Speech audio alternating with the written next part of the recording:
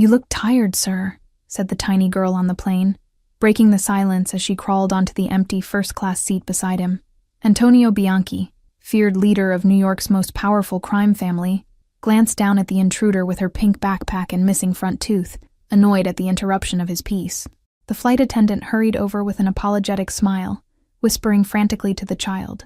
"Maggie, honey, you need to return to your seat with your mommy," she urged, casting nervous glances at the notorious businessman whose reputation preceded him wherever he went. "It's fine," Antonio said, surprising himself as much as the attendant who retreated with a nod. He adjusted his Italian silk tie, a habit formed through decades of boardroom intimidation, wondering why he hadn't sent the child away immediately. Maggie pulled a chocolate chip cookie wrapped in plastic from her pocket, the treat already broken into uneven pieces. "When things break, they're easier to share," she announced, offering him the larger half with small fingers that hadn't yet known life's cruelties.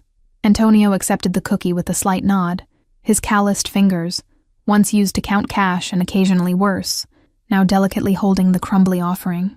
The sweetness surprised him, having forgotten the simple pleasure of childhood treats amidst years of expensive whiskeys and power plays.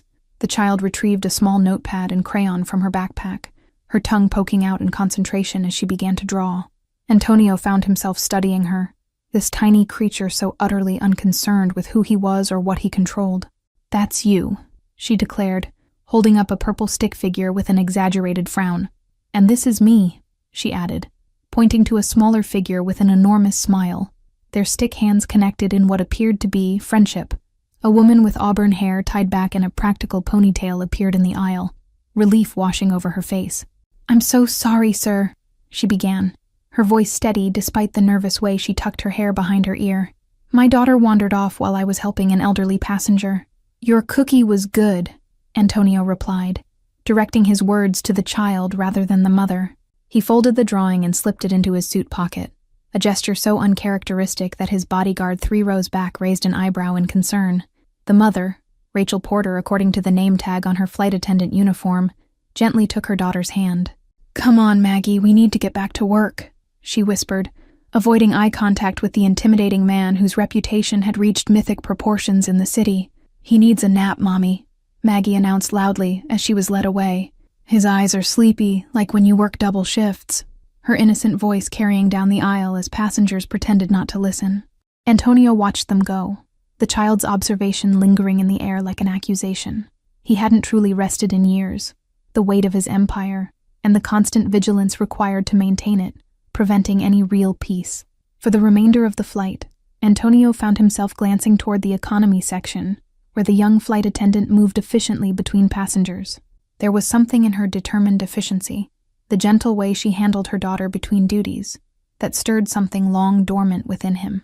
The plane landed with a gentle bump at JFK, and Antonio straightened his custom suit jacket as his security detail formed around him.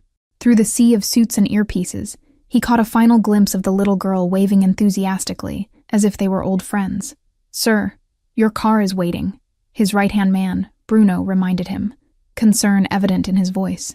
Antonio nodded, returning to reality as he exited the aircraft, the child's drawing still in his pocket like contraband, a dangerous piece of innocence in a world built on its absence.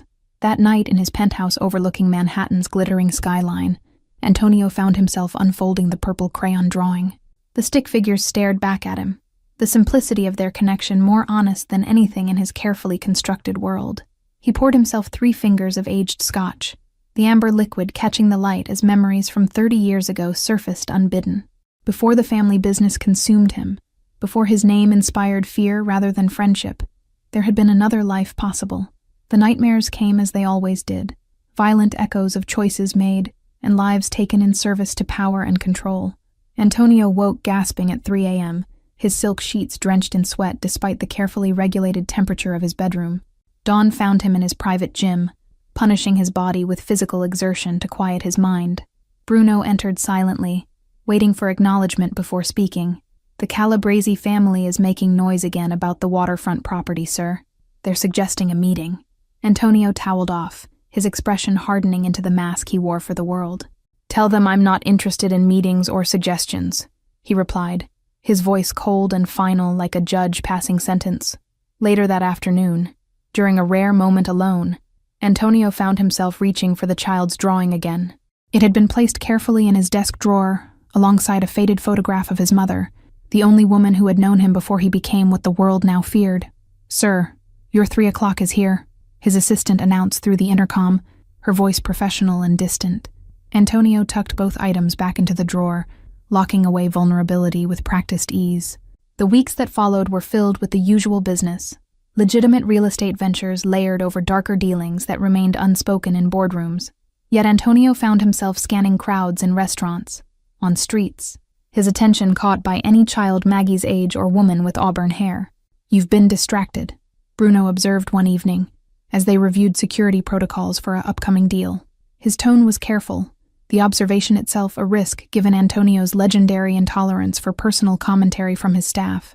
Antonio dismissed the concern with a wave of his hand, though the observation landed with uncomfortable accuracy. The child's simple question had somehow worked its way under his skin like a splinter, painless at first, now increasingly difficult to ignore. A report landed on his desk detailing the backgrounds of all first-class passengers from the flight, including one Rachel Porter, single mother, flight attendant for 7 years. The photograph clipped to the file matched his memory. Determined eyes, practical beauty, no wedding ring. March brought unexpected snow to New York City, blanketing the grime of the streets with temporary purity.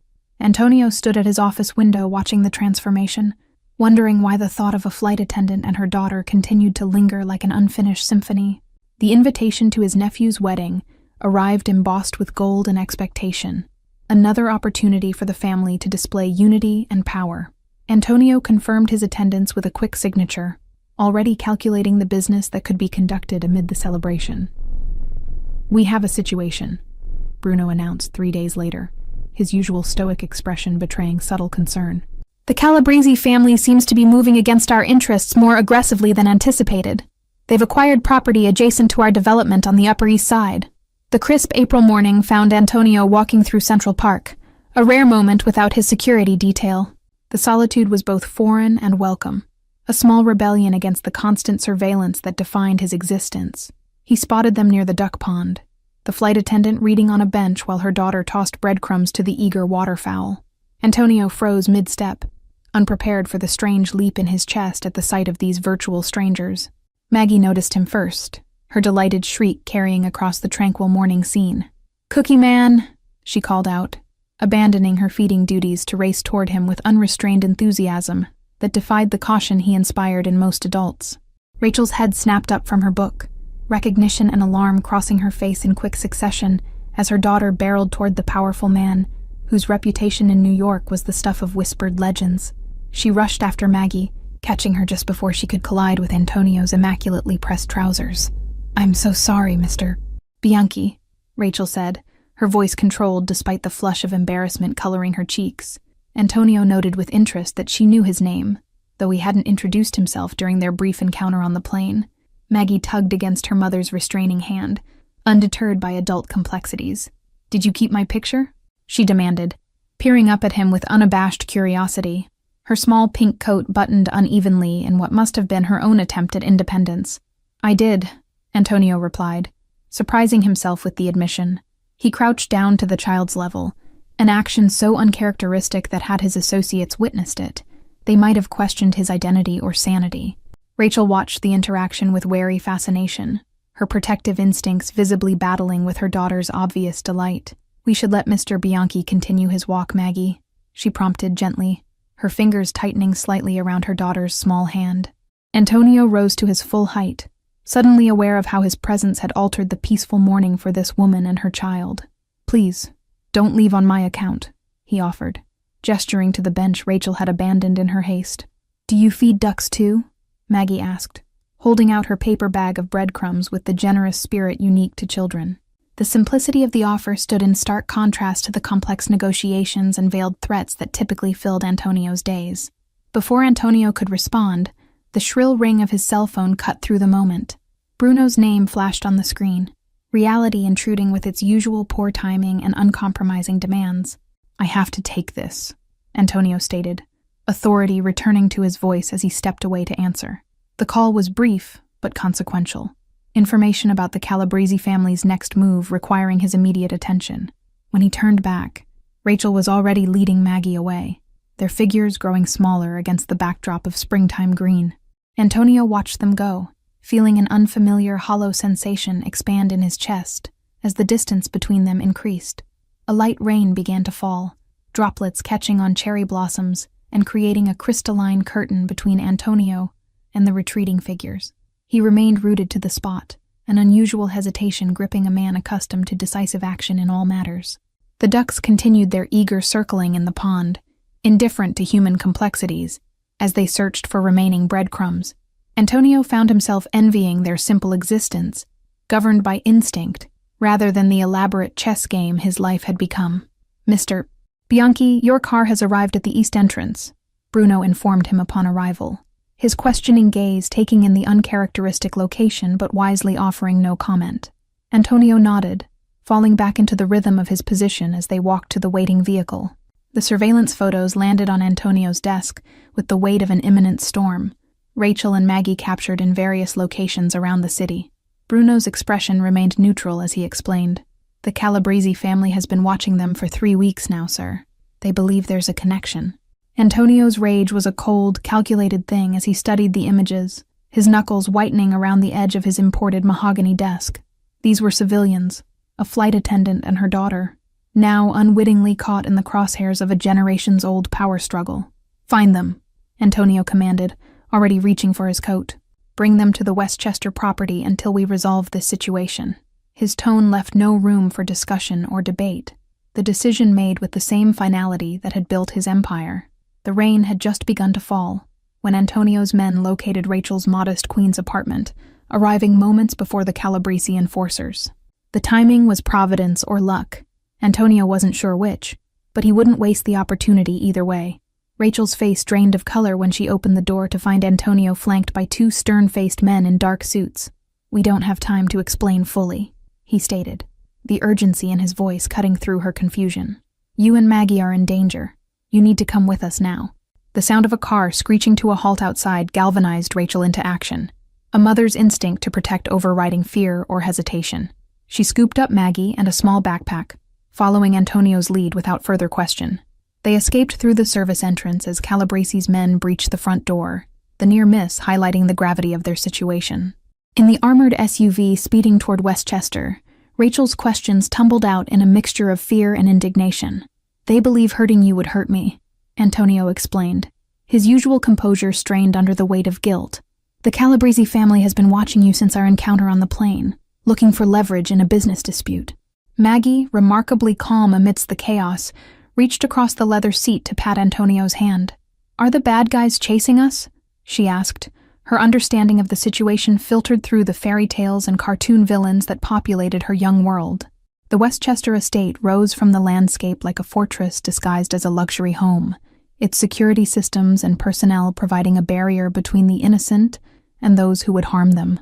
Antonio watched as Rachel took in the scale of his world, her expression shifting between awe and apprehension. "You'll stay here until it's safe," Antonio informed them as his housekeeper, Mrs. Petrovich, showed them to adjoining rooms decorated in soothing tones of blue and cream. "My men will retrieve whatever you need from your apartment once we're certain it's clear." Rachel waited until they were alone, Maggie distracted by the child-sized furniture that appeared to have been hastily arranged in one corner of the spacious bedroom. "Why would you do this for us?" she asked, her voice barely above a whisper, searching his face for hidden motives. Antonio considered several answers before settling on the simplest truth. "Because no child should suffer for the sins of men like me," he replied, memories of his own fractured childhood bleeding into the present moment like watercolors on wet paper. The days that followed established a strange new routine. Antonio conducting business from his home office while Rachel and Maggie settled into the protected environment of his estate. Security reports arrived hourly, tracking Calabrese movements and intentions with methodical precision. Maggie discovered the piano in the east wing, her small fingers experimenting with keys that hadn't been touched in years. Antonio found himself pausing outside the music room, listening to her discordant melodies with unexpected pleasure, the mansion filling with sounds other than hushed business conversations.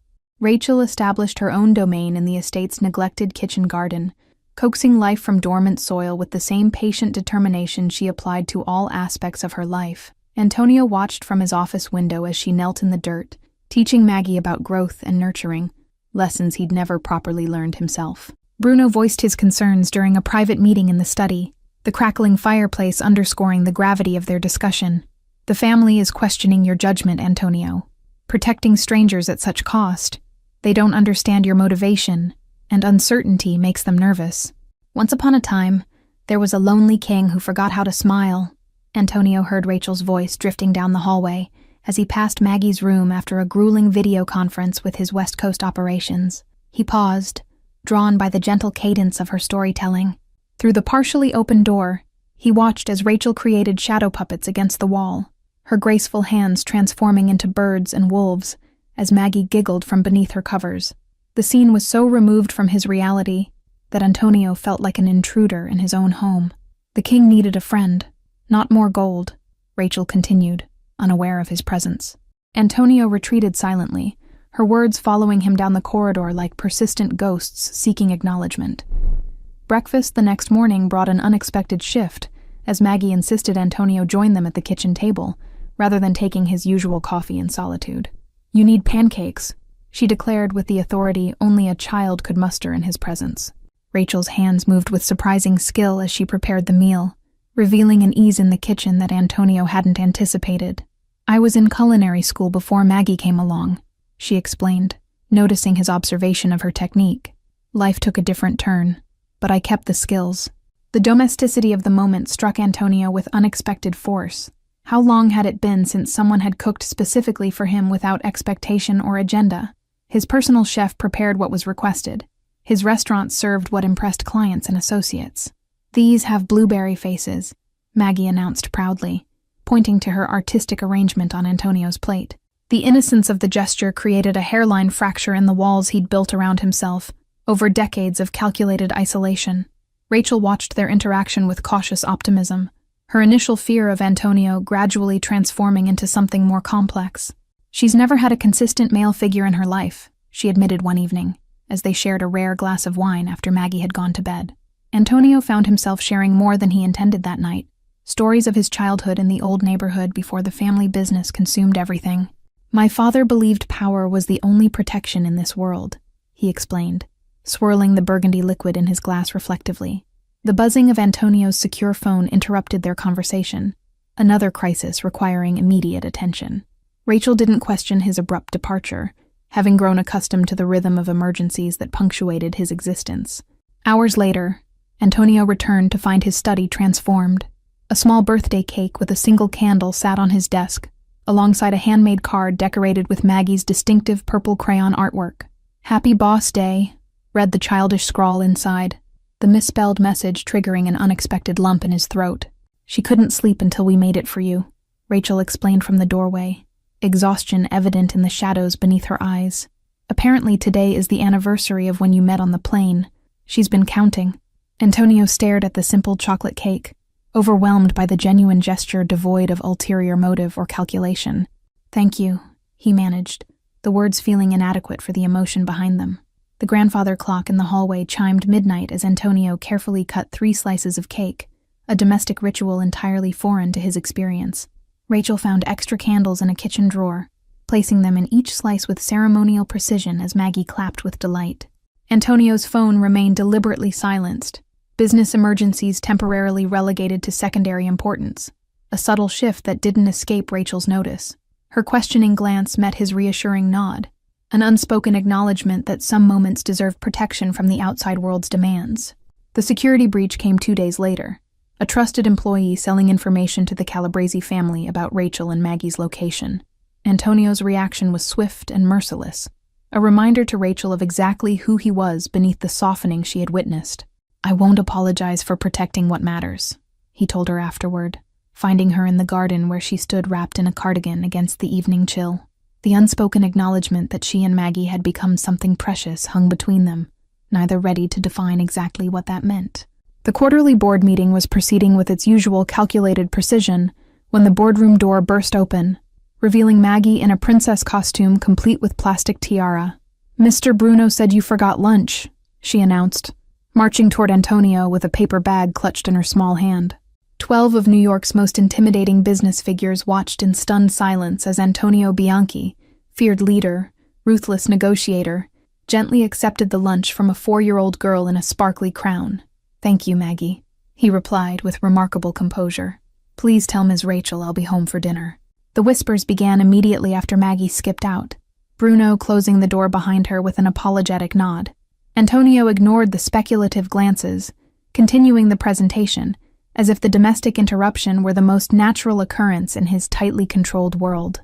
Later that evening, Rachel confronted him in his home office, mortification evident in her flushed cheeks. "Bruno shouldn't have let her interrupt your meeting," she insisted, pacing the expensive carpet. "I had no idea she was planning her little delivery mission." Antonio surprised them both by laughing, a genuine sound rarely heard in the halls of his estate. "You should have seen their faces," he admitted, recalling the shocked expressions of men who prided themselves on being unflappable. "Maggie accomplished more disruption in 30 seconds than my competitors have managed in years." The shift in their relationship happened gradually, like seasons changing, Rachel relaxing her guard as Antonio revealed more of himself beyond the powerful facade. Their conversation stretched longer into evenings, covering topics from philosophy to favorite childhood memories. Antonio taught Rachel to play chess one rainy afternoon, his strategic mind finding new pleasure in watching her quickly grasp concepts and develop her own unpredictable style. Maggie created her own version of the game beside them, making up fantastical rules that involved her stuffed animals as additional pieces. The library, once Antonio's formal reception space for business associates, gradually transformed into a family sanctuary, with Rachel's paperback novels mingling with leather-bound classics on shelves now accessible rather than intimidating. Mrs. Petrovich found herself rearranging furniture to accommodate storybook sessions and impromptu pillow forts without being instructed. "You have actual cooks on staff. Why would you want me to prepare dinner?" Rachel questioned when Antonio requested she take over meal planning for the household. Her practical nature remained suspicious of unexpected generosity, a trait that had served her well as a single mother. Antonio's answer was simple yet profound in its honesty. "Because when you cook, it feels like a home rather than a house," he admitted, the vulnerability in his expression momentarily transforming his features into something younger, less burdened by the weight of his position. The invitation to his nephew's wedding created unexpected complications. Attending alone would generate unwanted questions, but bringing Rachel and Maggie would make a statement neither was prepared to acknowledge publicly. The solution came from an unexpected source. "Family events require family," Antonio's mother declared during her weekly call, her authority undiminished by age or distance. "Bring the woman and child I've been hearing about. I wish to meet these people who have captured my son's attention after so many years of solitude." The preparation for the wedding became a family affair of its own, Rachel helping Antonio select an appropriate gift, while Maggie practiced flower girl techniques, despite not being officially part of the ceremony. The domestic rhythm they established felt dangerously close to permanence. "Your world and mine were never meant to intersect," Rachel murmured one evening, as they swayed to old jazz records in the kitchen, Maggie asleep upstairs after an impromptu dance lesson that had left them all breathless with laughter. What happens when this thread is over? The question hung between them, neither ready to voice the answer they feared or hoped for. Antonio pulled her closer instead, the scent of her shampoo and the warmth of her presence temporarily silencing the warnings that had guided his life choices for decades.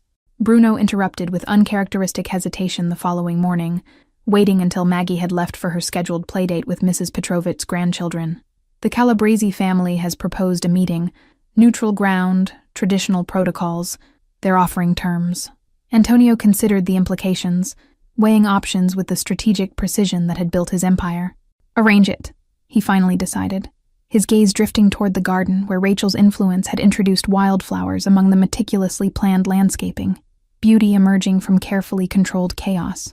The confrontation that everyone had anticipated came from an unexpected direction, not from business rivals, but from Rachel herself, after discovering the extent of Antonio's operations during an accidental glimpse at documents left on his desk. "You promised me we weren't in danger," she accused, betrayal evident in her trembling voice. "I never promised safety. I promised protection," Antonio replied, his voice low and controlled as he faced Rachel across the expanse of his desk. The distinction mattered to him, even if it seemed insignificant to her in that moment of raw discovery. Rachel gathered Maggie's scattered toys with trembling hands, her decision written in every deliberate movement. "We've been living in a fantasy," she whispered, more to herself than to him, pretending this arrangement could ever be anything but temporary. Antonio watched her preparations with a growing sense of desperation foreign to his carefully ordered existence. For the first time in decades, he found himself without a strategic response, without leverage or control over outcomes that suddenly mattered more than empire or power. The Calabrese meeting loomed like a gathering storm, tensions escalating as Antonio's rivals sensed distraction in a man previously known for singular focus. Reports of movement against his territories filtered in hourly, each a deliberate provocation testing his resolve. "You're compromised," Bruno stated flatly during their preparation session, years of loyalty earning him the right to speak uncomfortable truths. "The family is questioning your judgment while our enemies grow bolder. Something must change before we lose everything." The solution came to Antonio as he stood in the doorway of Maggie's room, watching her sleep amid the stuffed animals and child-sized furniture that had transformed a wing of his fortress into a home. Her peaceful breathing crystallized his understanding with brutal clarity. This life or his empire, not both. Rachel found him in his study at midnight, papers spread across his desk in ordered chaos, the framework of a new existence taking shape through legal documents and transfer protocols. "What are you doing?" she asked, wrapping her cardigan tighter around herself against more than physical chill. Antonio gestured to the chair opposite his desk, his face illuminated by the blue glow of his laptop screen. "Creating distance," he answered simply, "between the Bianchi name and everything associated with it, including you and Maggie." The explanation unfolded like a complex origami of legal and financial maneuvers, a separation from family operations, strategic transfers of legitimate businesses, arrangements for successors in territories he controlled. Each page represented a deliberate dismantling of power structures built over generations. "Why would you do this?" Rachel asked, the question echoing their earlier conversation at the estate's entrance, though now laden with new understanding of exactly what Antonio was sacrificing. "Your family, your position, it's everything you've ever known." Antonio's response came without hesitation, a truth recognized too late yet with perfect clarity. "Not everything," he replied, his gaze holding hers across the desk that had once represented the barrier between their worlds, rather than a bridge. The hospital corridors seemed endless, as Antonio followed the urgent path of emergency personnel, the antiseptic smell burning his nostrils as he fought to maintain composure. The Calabrese attack had come without warning, a desperate move against a target they believed would cripple Antonio's resolve. Rachel's pale face against the stark white hospital linens would haunt Antonio for years to come, the cost of his world colliding with hers now measured in blood and surgical procedures. "Maggie?"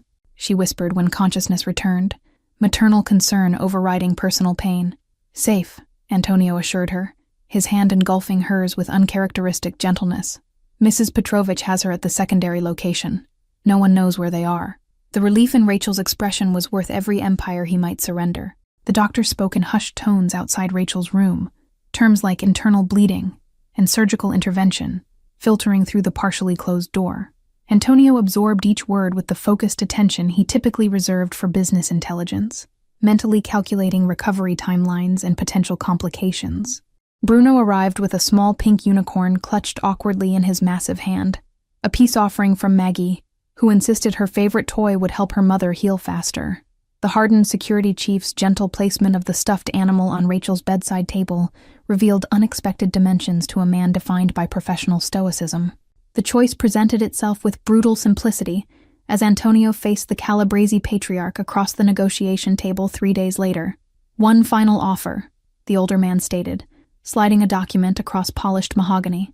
"The waterfront properties, your interests in shipping, and complete withdrawal from disputed territories."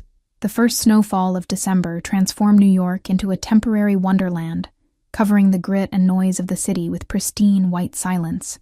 Antonio adjusted his scarf against the chill as he waited outside the elementary school gates, an unfamiliar routine that had become treasured ritual. "Mr. Tony," Maggie's excited voice carried across the playground as she raced toward him, pink backpack bouncing with each step. The nickname, her creation, had initially discomforted him, but now he couldn't imagine responding to anything else from those small, trusting lips. 5 months had passed since Antonio Bianchi had shocked New York's underworld by relinquishing control of his family's operations, transferring power to his cousin Paolo, while retaining only legitimate business interests. The transition had been neither smooth nor without consequence. The modest brownstone in Brooklyn represented everything his previous life was not: warm, accessible, deliberately ordinary in its comforts. Rachel had insisted on paying half the rent, her pride requiring partnership rather than patronage, despite Antonio's considerable remaining wealth. "Can we go skating today?" Maggie asked as they walked hand in hand through snow-dusted streets, her breath forming small clouds in the winter air. "You promised when it snowed enough to cover the cars, we could go to Rockefeller Center." Antonio found himself checking sightlines and exit routes out of habit, the instincts of decades not easily abandoned despite his change in status. The threat had diminished but not disappeared, a reality he acknowledged while refusing to allow it to confine them to shadows. The ice rink glittered with holiday lights, as families circled in varying degrees of skill and confidence, ordinary joy that had once seemed as foreign to Antonio as another language. Rachel joined them after her culinary school class, her cheeks flushed with cold and accomplishment. "I got the internship," she announced as they shared hot chocolate at a small cafe overlooking the rink. "Chef Bernard wants me to start after the new year. It's only part-time, but it's with one of the best restaurants in the city." Antonio's pride in her achievement surprised him with its intensity. This investment in another person's dreams, a new territory as unfamiliar and exhilarating as the ice beneath inexperienced feet. "We should celebrate," he suggested, already planning details in the methodical way he approached all things. The Christmas tree in their living room was modest in size, but extravagant in ornaments, each selected by Maggie with serious deliberation during weekend shopping expeditions. Antonio found himself mesmerized by the colored lights reflecting off glass balls and tinsel strands, childhood memories resurfacing like long-submerged treasures. "Your mother called again," Rachel mentioned as they prepared dinner together, a domestic choreography developed over months of cohabitation. "She's insisting we join her for Christmas Eve dinner. I think she's deployed your aunts as reinforcements this time." The reconciliation with his family had been gradual, facilitated by his mother's practical acceptance of changed circumstances. "A good son who visits regularly is better than a powerful son who has no time," she had declared, effectively ending family debate on the matter of Antonio's choices. Antonio's nephew, Carlo, approached him during the family's Christmas gathering, awkwardly seeking advice on business school applications rather than family operations. The tentative bridge between Antonio's past and present lives brought unexpected satisfaction, influence exercised through mentorship rather than authority. The holiday playlist filling their home reflected their blended sensibilities. Rachel's contemporary favorites intermingled with Antonio's classical preferences and Maggie's inevitable children's songs. This soundtrack of their shared life accompanied evening rituals of hot chocolate and story time that had become sacred in their household calendar. Bruno visited occasionally, providing updates on family matters and subtly checking Antonio's continued resolve. "Paolo is doing well enough," he reported during their most recent meeting, "though he lacks your strategic vision. Some adjustments have been necessary." The small velvet box weighed heavily in Antonio's pocket as he and Rachel strolled through Bryant Park's winter village on Christmas Eve, Maggie running ahead to admire the elaborate displays. The timing felt right, a new year approaching, foundations of trust established, shared life no longer an untested theory. Rachel's expression when she opened the box contained multitudes: surprise, joy, and something like amused exasperation. "You couldn't just ask first," she teased, though her fingers trembled slightly as she removed the elegant solitaire nestled against dark velvet. "I thought I was," Antonio replied, uncharacteristic uncertainty softening his features as he waited for her answer. The most important negotiation of his life conducted without preparation or strategic advantage, simply honest vulnerability beneath twinkling holiday lights. The wedding was everything their relationship had been: unconventional, intimate, and entirely their own. No elaborate cathedral or hundreds of guests, just close friends and reconciled family members gathered in the Brooklyn Botanic Garden as spring bloomed around them. Maggie took her role as flower girl with characteristic seriousness, practicing her petal-tossing technique for weeks before the ceremony. Her dress, a miniature version of Rachel's simple, elegant gown, swirled around her legs as she preceded her mother down the petal-strewn path. Antonio's mother dabbed at tears with a lace handkerchief. Her initial reservations about Rachel transformed into fierce approval over months of Sunday dinners and holiday gatherings. "She makes you human again," the matriarch had declared, bestowing her blessing with the authority that had guided the family through decades. The transition from feared leader to respected businessman hadn't been without challenges: former associates testing boundaries, competitors probing for weakness, the occasional reminder that his past remained uncomfortably close to his present. Each situation handled with the same calculated precision, though now directed toward protection rather than power. Rachel's culinary career flourished under Chef Bernard's mentorship, her natural talent finally finding professional expression after years of practical compromise. Antonio found unexpected joy in supporting her ambitions, their partnership stronger for being built on mutual respect rather than dependency. "Daddy, watch me," Maggie called from the small practice kitchen they'd installed in the renovated basement of their brownstone. The title, adopted spontaneously 6 months after the wedding, still triggered an emotional response Antonio couldn't quite contain each time he heard it. The adoption papers were finalized on Maggie's 4th birthday, a legal recognition of the bond that had formed since that first airplane encounter. The celebration afterward combined birthday cake and official family photographs, Maggie's infectious joy bridging any remaining gaps between extended family members. The framed crayon drawing from the airplane hung prominently in Antonio's home office, the first gesture of connection that had inadvertently changed 3 lives forever. Occasionally during difficult negotiations, he would find his gaze drawn to those simple purple stick figures, a reminder of what truly constituted success. Rachel's first restaurant review appeared in the New York Times, the critics' lavish praise confirming what Antonio had always recognized. Her talent deserved recognition beyond their family table. He framed the article beside Maggie's school artwork, their home a testament to achievement measured in multiple dimensions rather than singular pursuit of power. Antonio's legitimate businesses expanded thoughtfully rather than aggressively.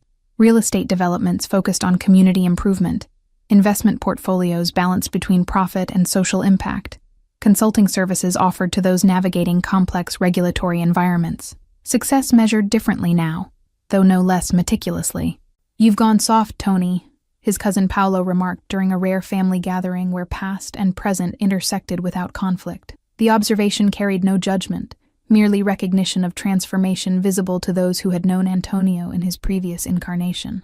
Rachel's gentle laugh drifted from the kitchen where she supervised Maggie's increasingly ambitious culinary experiments. "Not soft," Antonio corrected, watching his wife and daughter through the doorway. "Just invested in different assets now." The nightmares came less frequently, though they never disappeared entirely.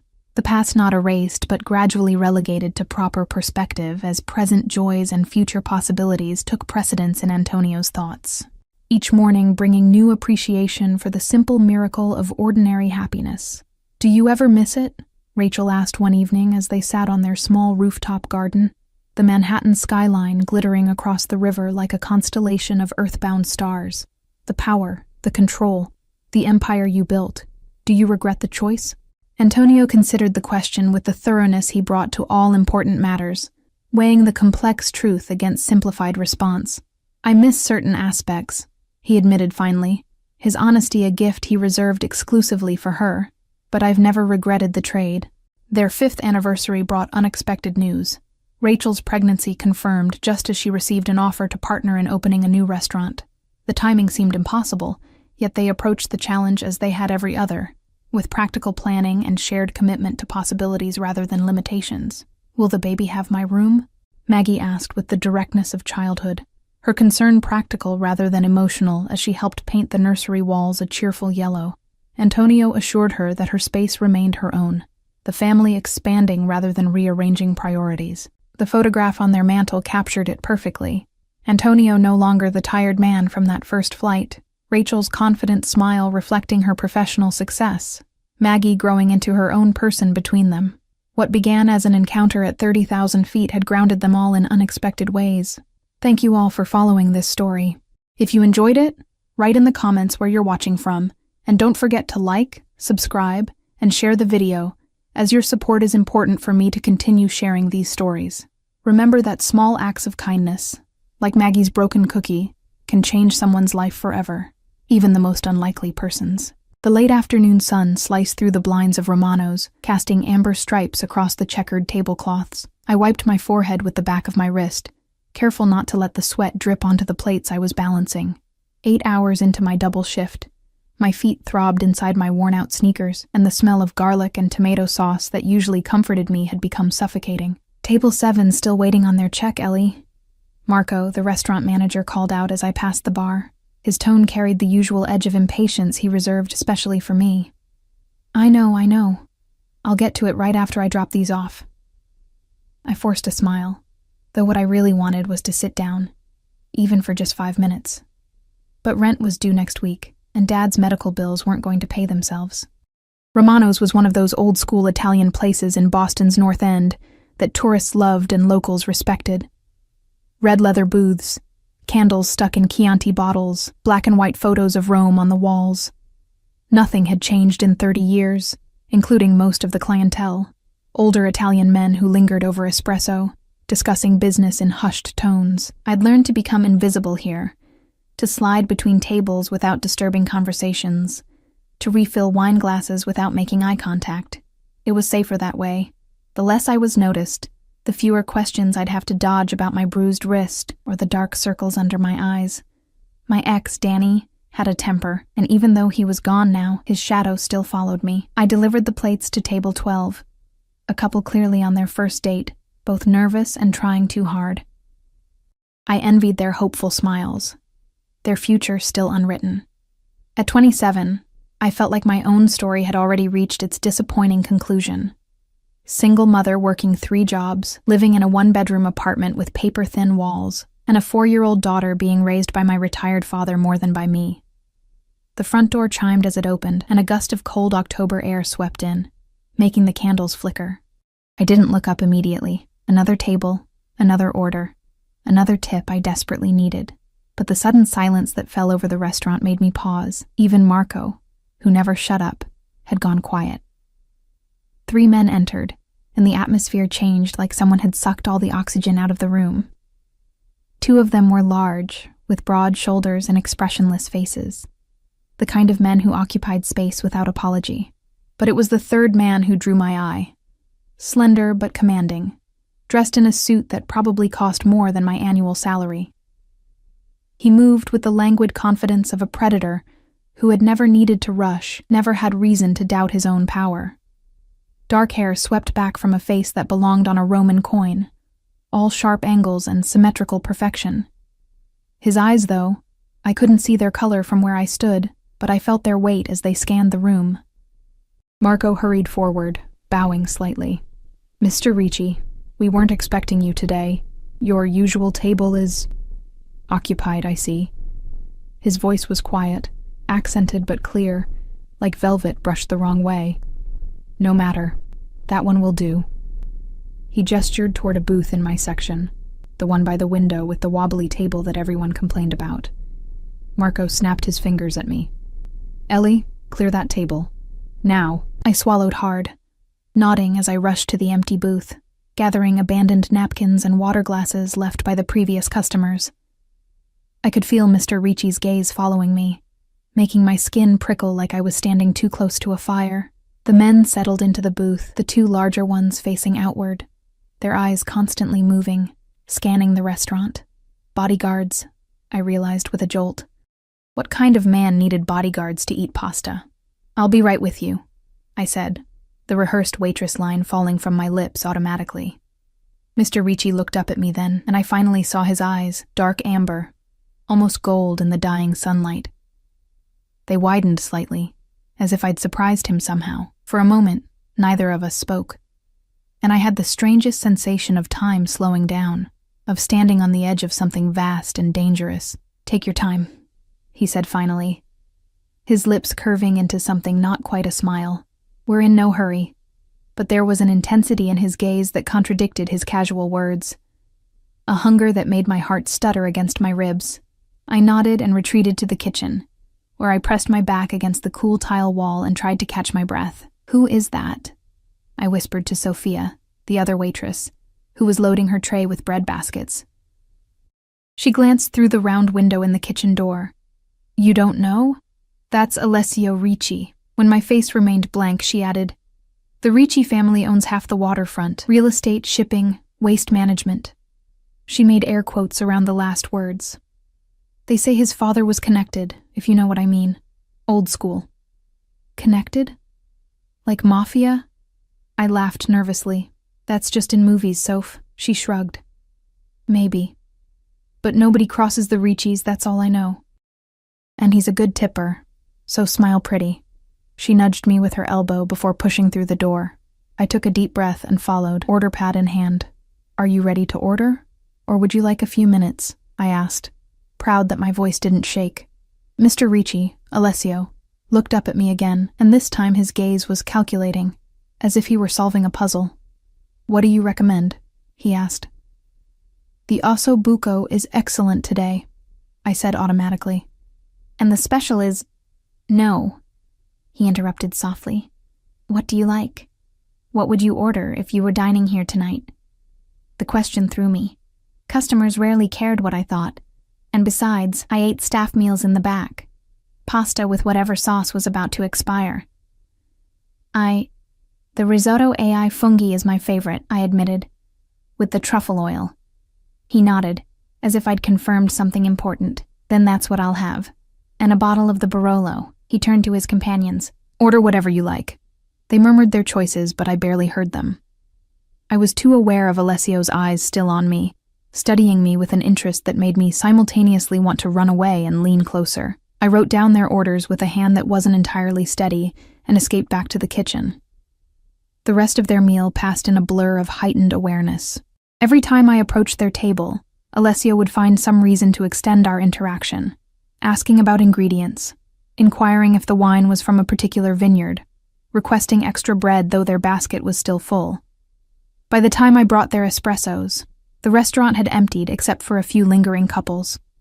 The night had fallen completely, and rain had begun to tap against the windows, blurring the streetlights outside into smears of gold and red. Will there be anything else? I asked, setting down the tiny cups. Alessio looked up at me with those amber eyes. Your name. You haven't told me your name. Ellie, I said, then, for reasons I couldn't explain, added, Ellie Connor. Ellie, he repeated, as if tasting the word. Short for Eleanor? I nodded, wondering why I was suddenly conscious of my frayed uniform, my hair escaping its ponytail, the small burn scar on my forearm from a childhood accident. Thank you for your excellent service, Eleanor Connor. He handed me a black credit card. Please add 20% for yourself. I took his card, our fingers brushing briefly, and I felt a shock of something. Awareness, perhaps, or warning, travel up my arm. As I walked away, I could still feel his eyes on me, like a physical touch against my skin. When I returned with his receipt, he had donned a long black coat that made him look even more imposing. He signed with a flourish, then stood. Until next time, Eleanor. His words sounded like a promise, rather than a polite goodbye, and something in me recognized the subtle shift in my world, like the first tremor before an earthquake. I watched them leave, rain splattering against the pavement as one of the bodyguards held an umbrella over Alessio. A sleek black car waited at the curb, its engine purring.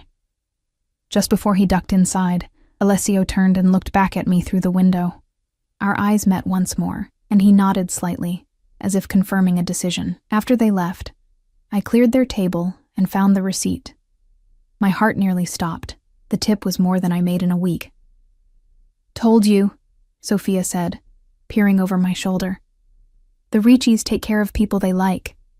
Her tone suggested this wasn't entirely a good thing.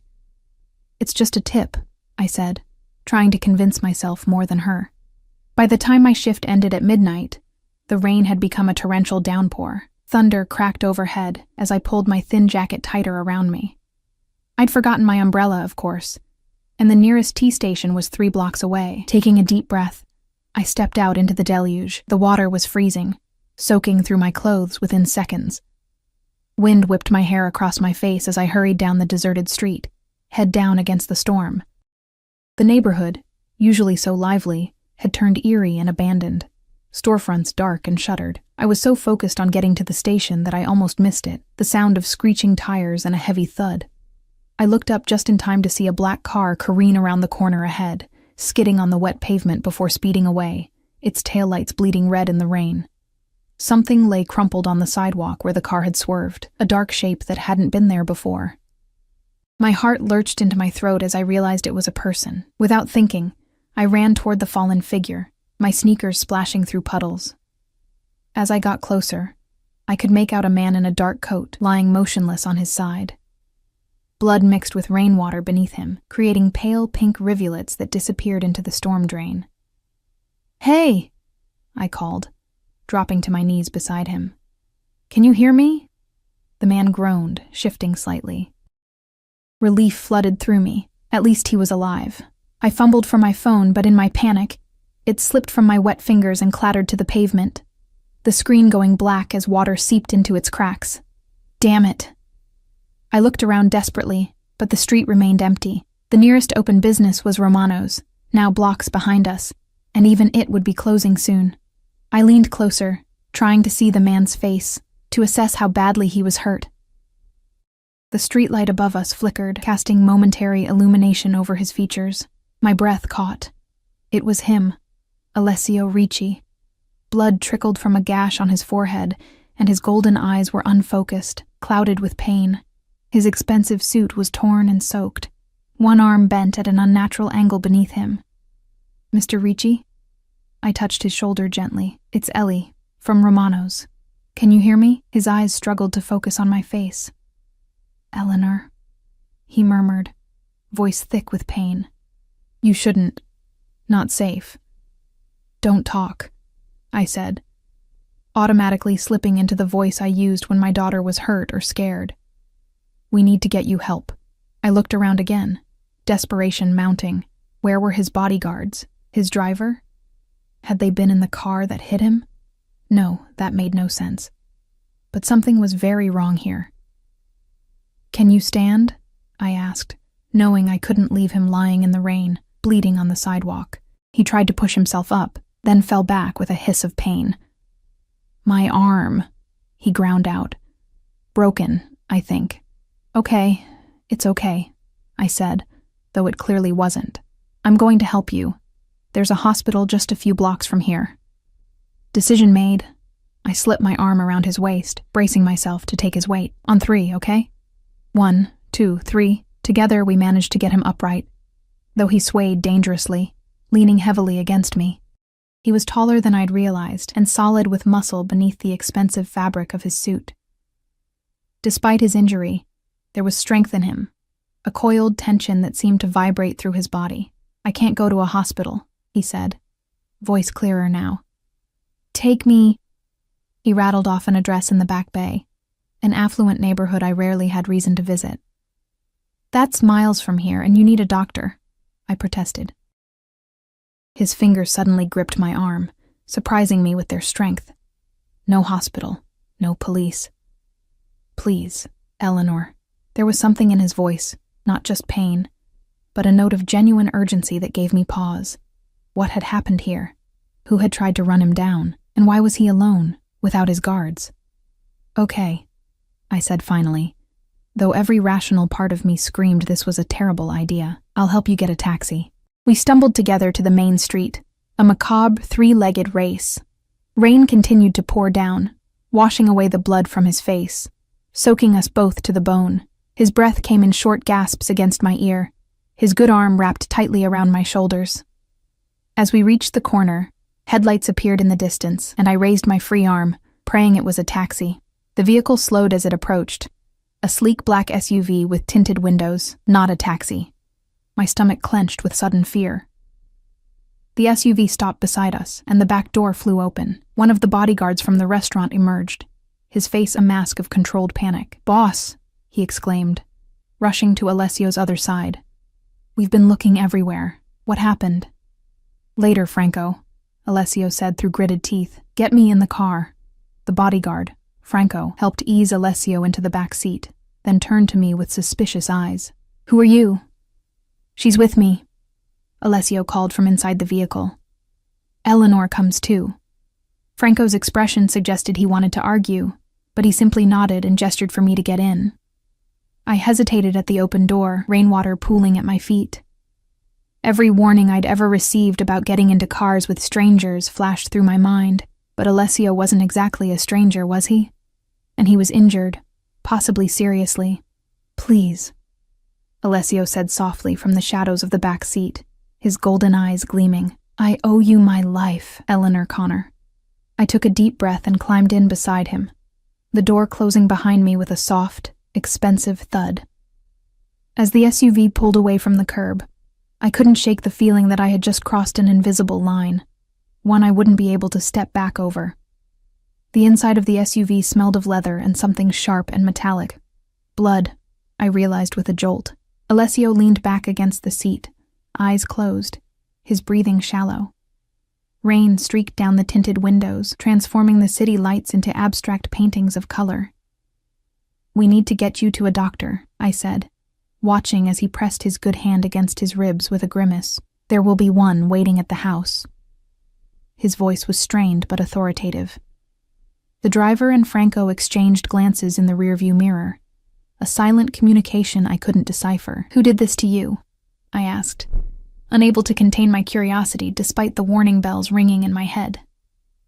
Alessio opened his eyes, fixing me with that golden gaze. "Someone who will deeply regret it before the sun rises." The calm way he said it sent a chill down my spine. This wasn't an empty threat or bravado. It was a simple statement of fact. We drove in silence after that, weaving through the rain-slicked streets. I should have been planning how to get home after this, worrying about my daughter, Lily, and my father waiting up for me. Instead, I found myself studying Alessio's profile in the intermittent glow of passing streetlights, the sharp line of his jaw, now tense with pain, the long lashes resting against his cheeks, the curve of his lips pressed into a thin line. The SUV eventually turned onto a tree-lined avenue in Back Bay, where historic brownstones loomed like sentinels behind wrought-iron fences. We pulled into a private driveway beside one of the largest buildings. 4 stories of elegant stone with arched windows and a heavy wooden door that looked like it belonged in a medieval castle. Before I could reach for the handle, my door opened from the outside. Another man in a dark suit stood there, raindrops glistening on his close-cropped hair. His eyes widened slightly when he saw me, but he offered his hand without comment. "Thank you," I murmured, stepping out onto the cobblestone driveway. My waterlogged sneakers squelched embarrassingly, my uniform clinging to my body like a second skin. The new bodyguard, there seemed to be an endless supply of them, helped Franco ease Alessio from the car. Though clearly in pain, Alessio refused to be carried, insisting on walking into the house with only minimal support. His pride was palpable, a tangible force that straightened his spine despite his injuries. We entered through a side door that led into a kitchen that could have been featured in a design magazine, all gleaming stainless steel and marble countertops.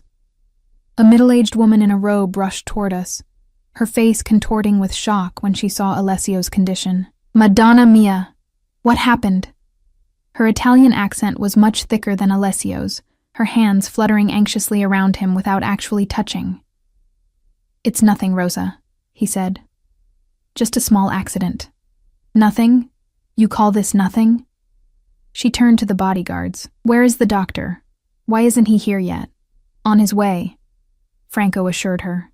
2 minutes. Rosa finally seemed to notice me, standing dripping on her immaculate floor. "And who is this?" "This is Eleanor," Alessio said, with a hint of warning in his tone that made Rosa press her lips together. "She helped me tonight. She is a guest in this house. Treat her accordingly." Rosa's expression softened marginally. "Of course. Come, both of you, out of those wet clothes before you catch your death." We were ushered through the house, a blur of antiques, oil paintings, and crystal chandeliers, to what appeared to be a guest suite. A fire already blazed in a marble fireplace, casting warm light over the tasteful furnishings. "The doctor will see you in your room," Rosa told Alessio, who nodded and turned to me. "I'll have dry clothes sent for you," he said. "Please make yourself comfortable. I'll come to you once I've been patched up." With that, he was gone, leaving me alone in a stranger's house, in a room worth more than everything I owned. I stood there dripping onto the plush carpet, torn between the practical need to get out of my wet clothes and the growing realization that I was way out of my depth.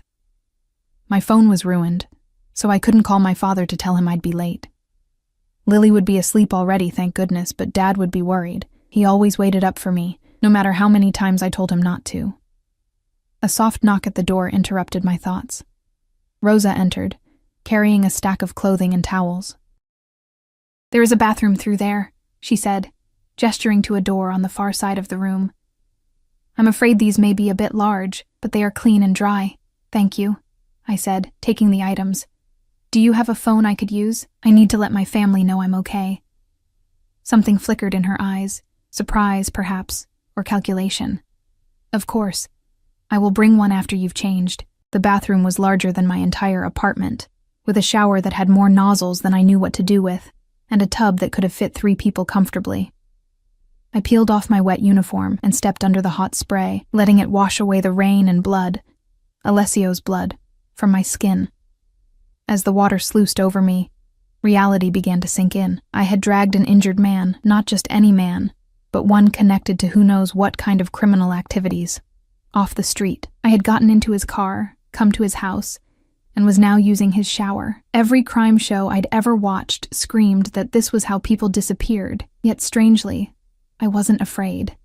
There had been something in Alessio's eyes when he looked at me, a recognition almost, as if he knew me somehow, though we'd only just met. It didn't make sense, but then nothing about this night did.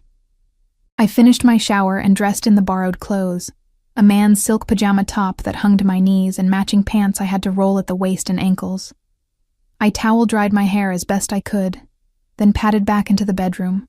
Rosa had returned, placing a tray with tea and sandwiches on a small table by the fire.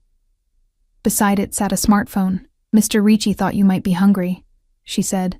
The phone is for your use. If you need anything else, press 0 on the landline by the bed. Thank you, Rosa, I said. Is Mr. Ricci okay? Her expression softened slightly. The doctor is with him now. He will be fine. He is strong, like his father. There was pride in her voice, and something else, a fierce protective instinct I recognized all too well. It was how I felt about Lily. After Rosa left, I called my father, keeping my explanation vague. A friend had an emergency. I was helping out. Would be home in the morning. He was too tired to question me much, which was a relief. I promised to explain everything tomorrow and hung up feeling both guilty and relieved. I was halfway through a sandwich, the best I'd ever tasted, naturally, when there was another knock at the door.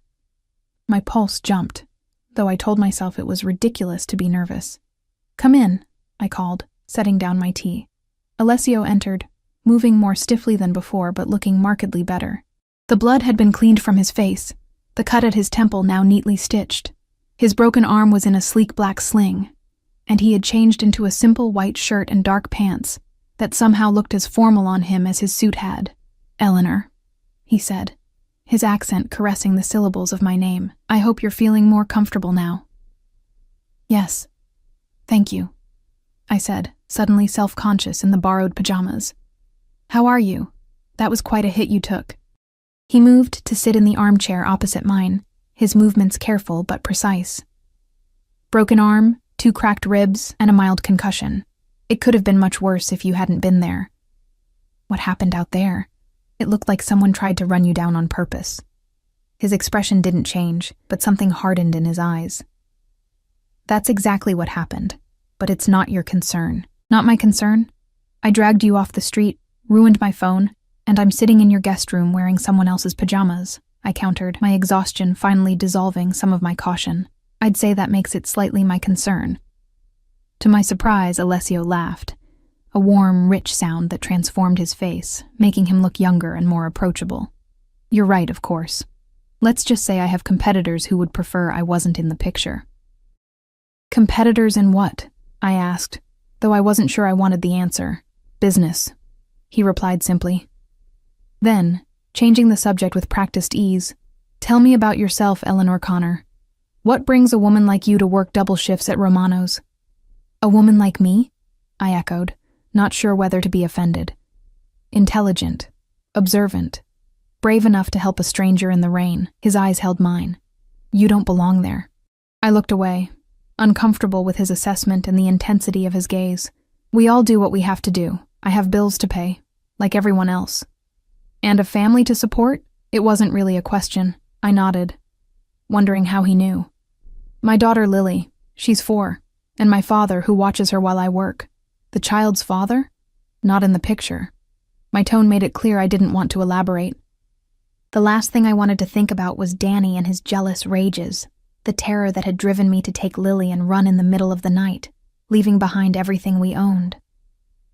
Alessio studied me, as if piecing together the parts of me I wasn't saying aloud. You said you have bills, medical bills, I think. Your father? I stared at him, startled by his perception. How did you... You mentioned double shifts, which suggests urgency. You look exhausted but well-groomed, so you're not spending money on vices. And you have a particular expression when you mention your father, concern mixed with love. He has a heart condition, I admitted. Insurance covers some, but not all of the treatments he needs. And Boston rent isn't cheap, even in my neighborhood. Alessio nodded thoughtfully. And you work other jobs besides Romano's? Morning shift at a coffee shop near my apartment. Weekend receptionist at a law firm when they need coverage. I shrugged. It's temporary until I can finish my degree. What were you studying? Nursing. I had to drop out when I got pregnant with Lily. I didn't add that Danny had insisted I quit, that he'd hidden my textbooks and deleted my professor's emails when I'd tried to continue. Something softened in Alessio's expression. You should finish. It would be a waste of your intelligence not to. I laughed without humor. Easy to say. Not so easy to do when you're juggling 3 jobs and childcare. Perhaps. He leaned forward slightly, wincing as the movement pulled at his ribs. Eleanor, I owe you a debt. You may have saved my life tonight. I just did what anyone would do, I said, uncomfortable with his intensity. No. His voice was firm. What you did was extraordinary. Most people would have walked by, called an ambulance at most. You put yourself at risk to help me. A stranger. I shrugged, not knowing how to respond. The fire crackled in the hearth, filling the silence between us. It's late, Alessio finally said. You should rest. In the morning, my driver will take you wherever you need to go. Thank you, I said, for the clothes and the room and everything. He stood, moving with that same careful grace despite his injuries. No, Eleanor Connor. Thank you. He paused at the door. Sleep well. You're safe here. After he left, I sat by the fire for a long time, replaying the events of the night in my mind. There was something about Alessio Ricci that both intrigued and unsettled me. A magnetic pull I couldn't quite explain or resist. As I finally slipped between the silken sheets of the guest bed, I told myself this was a one-time encounter, an odd story I'd tell Sophia at work tomorrow. But deep down, I knew this wasn't the end. Somehow, I'd become entangled in Alessio Ricci's world, and something told me he wasn't a man who let go easily of what he considered his. Morning light filtered through heavy brocade curtains, momentarily confusing me as I blinked awake. This wasn't my cramped bedroom with its water-stained ceiling and Lily's stuffed animals scattered across the foot of the bed. The events of last night rushed back. The rain, Alessio lying injured on the sidewalk, this opulent house with its silent hallways and watchful staff. I sat up, running my fingers through my tangled hair. A glance at the ornate clock on the mantelpiece showed it was just past 7, later than I'd usually wake, but still early enough that I might make it home before Lily left for preschool. A soft knock at the door made me start. Come in, I called, pulling the luxurious comforter up to my chest, though I was fully dressed in the borrowed pajamas. Rosa entered carrying a tray laden with breakfast, fresh fruit, pastries, and a steaming pot of coffee that made my mouth water. Good morning, Miss Eleanor, she said, her tone noticeably warmer than last night. I hope you slept well. Very well, thank you. I watched as she set the tray on the small table where I'd eaten sandwiches the night before. Is Mr. Ricci? He is resting, she said. The doctor gave him something for the pain. He asked me to tell you that a car will be ready whenever you wish to leave. She paused, her dark eyes assessing me. He also asked me to give you this. From the pocket of her apron, she withdrew a small velvet box. I took it hesitantly, afraid to open it with her watching. I'll leave you to enjoy your breakfast, she said, moving toward the door. When you're ready to depart, simply call down. Your clothes from last night have been laundered and are in the bathroom. After she left, I stared at the box in my palm, its weight insignificant, yet somehow immense. I took a deep breath and opened it. Inside, nestled against black velvet, was a phone, sleek, new, and undoubtedly expensive. A small note lay beneath it. handwritten in elegant script. To replace the one you lost helping me, my number is programmed in. Use it if you need anything. AR. My first instinct was to refuse it. It was too much, too personal from a man I barely knew. But practicality won out. I needed a phone, and I certainly couldn't afford to replace mine right now. I set it aside and turned to the breakfast, suddenly ravenous. The pastries were still warm, flaking apart at the lightest touch, and the coffee was strong and perfect. I ate quickly, aware that I needed to get home to Lily and Dad, to explain my absence and prepare for my afternoon shift at Romano's. I found my uniform in the bathroom as promised, cleaned and pressed, all traces of last night's drama removed. As I changed, I caught sight of myself in the mirror. The same Ellie Connor as yesterday, outwardly unchanged, yet somehow I felt altered, as if the brief intersection of my life with Alessio Ricci's had shifted something fundamental within me.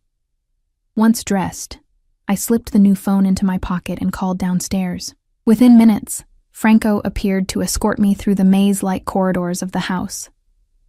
In daylight, I could better appreciate the wealth that surrounded me. Priceless artwork, antiques that belonged in museums, windows that looked out over a private garden isolated from the city's noise and grime. "Mr. Ricci asked me to give you this," Franco said as we reached the kitchen door. He handed me an envelope, thick and heavy with what I immediately knew was cash. "I can't accept this," I said, trying to hand it back. Franco's expression remained impassive. "It would be disrespectful to refuse Mr. Ricci's gesture of appreciation. But I don't want his money," I insisted. "I helped him because he needed help, not for payment." Something like respect flickered in Franco's eyes. "Mr. Ricci understands that." "This isn't payment, Miss Connor, it's gratitude." When I still hesitated, he added, "Consider what this could do for your daughter and father." The mention of my family was what did it.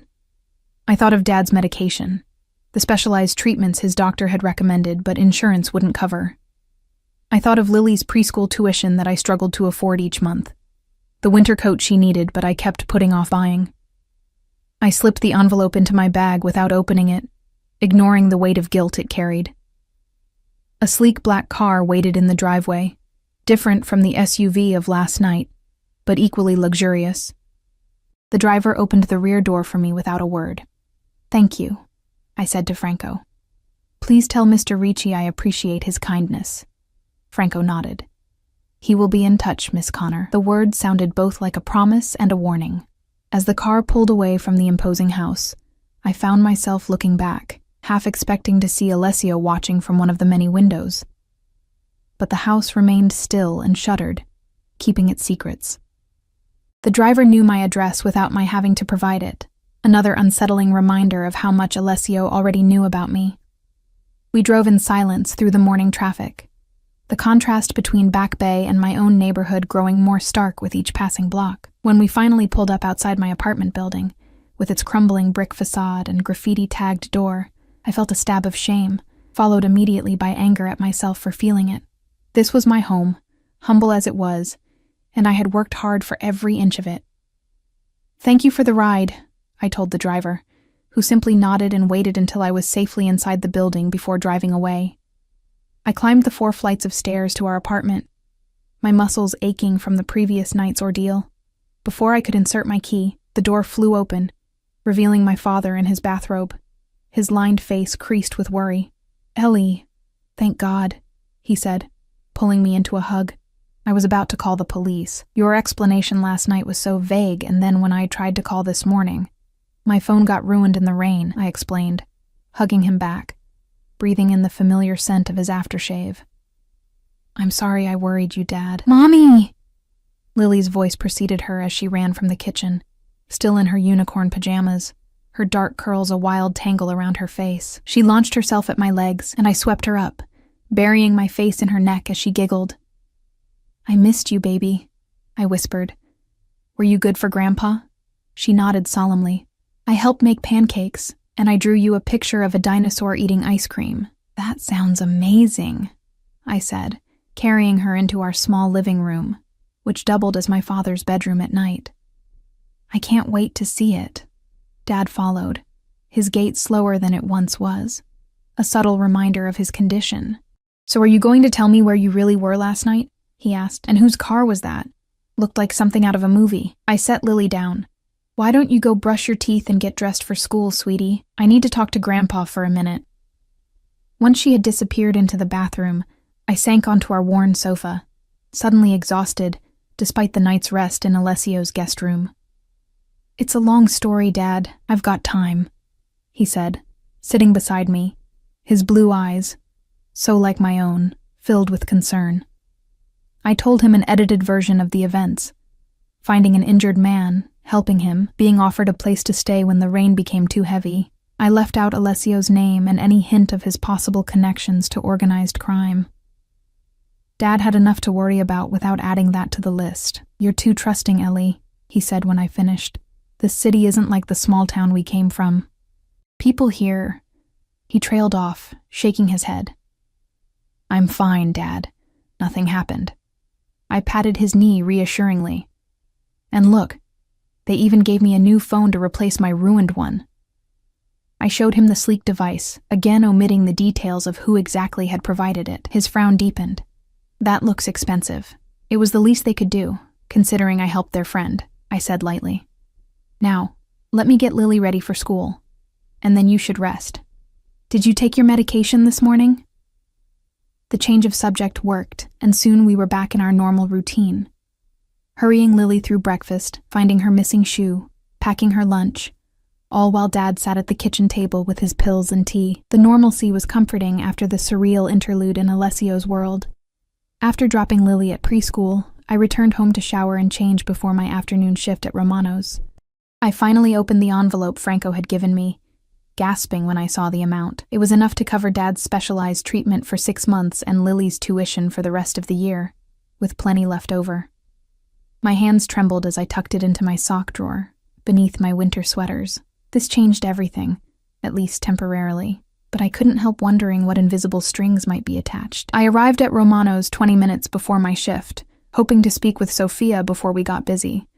She was already there, setting tables, her eyebrows shooting up when she saw me. Well, look who decided to show up," she said. "I thought you might have run off with Mr. Tall, Dark, and Dangerous after your shift last night." I stared at her. "What are you talking about?" She glanced around to make sure Marco wasn't within earshot. "Don't play dumb, Ellie. I saw you leave with Ricci and his men. Or rather, I saw them waiting outside when you left. What happened? Did he invite you to some fancy after-party?" "It wasn't like that," I said, dropping my voice. "There was an accident. He was hurt, and I helped him." Sophia's eyes widened. "Hurt? Alessio Ricci? What happened?" "Car accident," I said vaguely. "Look, it's not a big deal. I just want to forget about it and get back to normal life." "Normal life," she echoed, shaking her head. "Ellie, there's nothing normal about getting involved with the Riccis. Trust me on this." "I'm not involved with anyone," I insisted. "It was one weird night. End of story." She looked unconvinced, but was prevented from pressing further by Marco's arrival. The lunch rush started soon after, and I threw myself into work, grateful for the distraction. Yet throughout my shift, I found myself watching the door, half expecting Alessio to appear with his bodyguards and that intense golden gaze.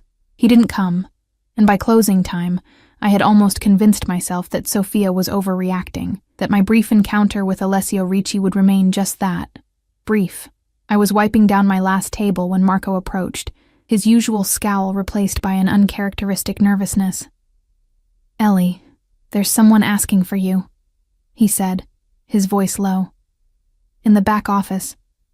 My heart stuttered. "Who is it?" "Just go see," Marco said, not meeting my eyes.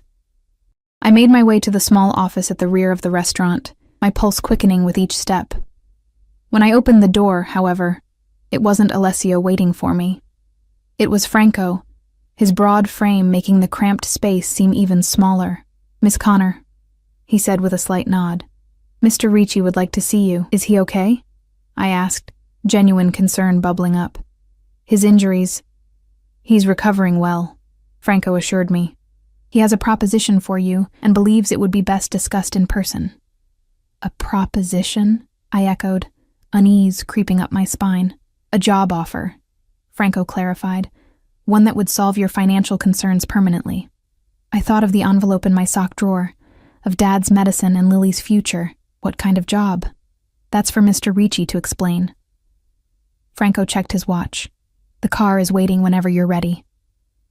I hesitated, torn between curiosity and caution. I should go home first, let my father know. "Of course, we can stop at your apartment on the way." The way. As if my acceptance was already assured. I should have been offended by the presumption, but instead, I felt a flutter of anticipation. What kind of job could Alessio Ricci possibly offer a waitress like me? "Let me get my coat," I said, making my decision. As I followed Franco out the back exit, I caught Sophia watching me, her expression a mixture of worry and resignation. I gave her what I hoped was a reassuring smile, though in truth, I had no idea what I was walking into. The car ride to my apartment was silent, with Franco sitting in the front passenger seat while I stared out the window in the back, watching familiar streets slide by. What was I doing? Getting involved with someone like Alessio Ricci went against every survival instinct I'd developed after escaping Danny. Yet here I was, agreeing to meet him, considering a job offer I knew nothing about. When we reached my building, Franco surprised me by accompanying me upstairs. "Mr. Ricci's orders," he explained when I raised an eyebrow. "Your safety is a priority." The idea that I needed protection in my own building was both insulting and, if I was honest, not entirely unwarranted. The lock on the front door had been broken for months, and just last week, Mrs. Petrov from 3B had her purse snatched in the stairwell. Dad was dozing in his recliner when we entered, but he woke immediately at the sound of the door, his eyes widening at the sight of Franco filling our narrow hallway. "Dad, this is—" I hesitated, unsure how to introduce a Mafia bodyguard. "Franco Vannucci," he supplied smoothly, stepping forward to shake my father's hand with surprising gentleness. "I work for Mr. Ricci. Your daughter has been invited to dinner this evening." Dad looked from Franco to me, concern etched into the lines of his face. "Ricci? As in the Ricci family that owns half the waterfront?" I blinked in surprise. "You know them?" "Everyone who's lived in Boston more than a decade knows the Riccis," Dad said, his tone unreadable. "They've been here since before I was born." Something in his voice made me look at him more closely. There was recognition there, and something else. Respect, perhaps, or wariness. Before I could question him further, Lily burst from her room, stopping short when she saw Franco. "Who are you?" she asked with a 4-year-old's directness, her head tilted back to take in his towering height. Franco's stern expression softened marginally. "A friend of your mother's," he said, reaching into his pocket and producing a small wrapped candy. "For you, if your mother permits." I nodded, and Lily accepted the treat with solemn gratitude, before retreating to the safety of Dad's side, still watching Franco with wide eyes. "I won't be late," I told Dad, bending to kiss his cheek. "There's leftover pasta in the fridge for dinner." "Be careful, Ellie," he murmured, gripping my hand briefly. The intensity in his eyes made me wonder again what he knew about the Riccis that I didn't. I changed quickly into the nicest outfit I owned, a simple navy blue dress I usually saved for job interviews, and ran a brush through my hair. As I applied a touch of mascara and lip gloss, I told myself this was just business, whatever job Alessio was offering. The flutter in my stomach when I thought of seeing him again was nothing more than nerves. Franco waited patiently, somehow managing to look both out of place and completely at ease in our cluttered living room. When I emerged from the bathroom, he gave a short nod of approval. "Ready?" I asked, grabbing my coat and purse. "One moment." Franco stepped closer, lowering his voice so Dad and Lily, now engrossed in a cartoon, couldn't hear. "Mr. Ricci asked me to give you this before we arrive." He handed me a small card with an address written on it, different from the Back Bay mansion of the previous night. "Memorize it, then destroy it. For your safety and Mr. Ricci's." The cloak and dagger routine should have seemed absurd, but something in Franco's serious expression stopped the laugh that had risen to my throat. I read the address, a location in the North End, not far from Romano's, then tore the card into tiny pieces and flushed them down the toilet. When we returned to the car, I noticed we were now being followed by a second vehicle, a dark SUV with tinted windows. Franco saw me looking and gave a slight nod. Security protocol. Nothing to worry about. The drive took us deep into the North End, past the tourist traps, and through narrow streets lined with aging tenements and family-owned businesses. We eventually pulled up to an unassuming brick building with a small, discreet sign reading Vesuvio. No windows face the street, just a heavy wooden door with a small brass knocker. Franco escorted me to the entrance, where another suit-clad man stood guard, his eyes constantly scanning the street. He nodded to Franco and opened the door without a word. Inside was an intimate restaurant with perhaps a dozen tables, most empty at this early dinner hour. The lighting was soft, the decor understated but elegant. Dark wood, crisp white tablecloths, fresh flowers. An older man in a perfectly tailored suit approached us, his smile warm but respectful. "Miss Connor," he said, taking my hand. "Mr. Ricci is waiting for you in the private dining room. Please, follow me." He led us past the main dining area to a door at the back, which opened into a smaller room dominated by a round table. Alessio sat at it, his broken arm still in a sling, though he'd managed to dress impeccably in a charcoal suit that emphasized the breadth of his shoulders. He rose as I entered, and I was struck again by the fluid grace of his movements despite his injuries. "Eleanor," he said, his accent caressing my name, "thank you for coming." Franco positioned himself by the door as the older man discreetly withdrew, leaving us alone in the candle-lit space. The table was set for two, with fine china and crystal that gleamed in the soft light. "Your injuries look better," I said, unsure how to begin. "They are healing," he agreed, gesturing for me to take a seat. "The doctor tells me I have you to thank for that. If you hadn't found me when you did." He left the sentence unfinished, but his meaning was clear. A waiter appeared with wine, pouring a rich red into our glasses, before vanishing as silently as he'd arrived. "You said you had a job offer for me," I said, getting straight to the point. "I appreciate the dinner invitation, but I should be clear. I'm not looking to get involved in anything complicated." Alessio's lips curved slightly. "By complicated, I assume you mean illegal." I held his gaze. "Yes. I respect your directness, Eleanor." He took a sip of his wine. "Let me be equally direct. I need a personal assistant, someone intelligent, discreet, and trustworthy. The position would include a significant salary, health benefits for you and your family, and a flexible schedule to accommodate your daughter's needs."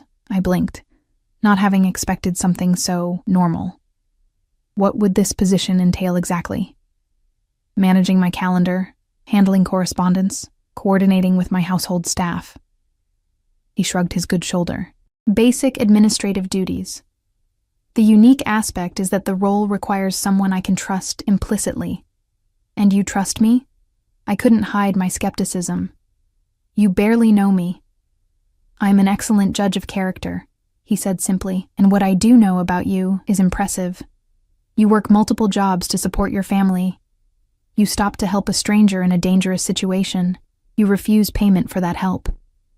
His golden eyes held mine. These are the actions of someone with integrity. The waiter reappeared with appetizers, delicate arrangements of seafood that made my mouth water despite my reservations. "What about my current jobs?" I asked, trying to think practically. "You would no longer need them. The salary I'm offering would more than compensate for all three of your current positions combined." I took a sip of wine to hide my surprise. It was rich and complex, probably costing more than I made in a day. "That's generous." "It's fair compensation for the role," Alessio corrected. "The position requires discretion and flexibility. There may be late nights or early mornings. Occasional travel might be necessary. In return, you would have resources to care for your family properly and eventually complete your nursing degree, if that's still your ambition." The mention of my abandoned education caught me off guard. "You remembered that." "I remember everything about our conversations, Eleanor." His intensity made me look away, focusing instead on the food before me. "Why me?" I asked finally. "There must be dozens of qualified candidates with actual administrative experience. Experience can be gained, trustworthiness cannot." Alessio leaned forward slightly. "When you found me on that sidewalk, you could have called an ambulance or the police. For a man in my position, either would have created complications. Instead, you helped me directly, asking nothing in return. That kind of instinctive discretion is rare and valuable to me. A suspicion formed in my mind. Was it really an accident? Or was it a test? Alessio's expression remained neutral, but something flickered in his eyes, surprise, perhaps, or approval.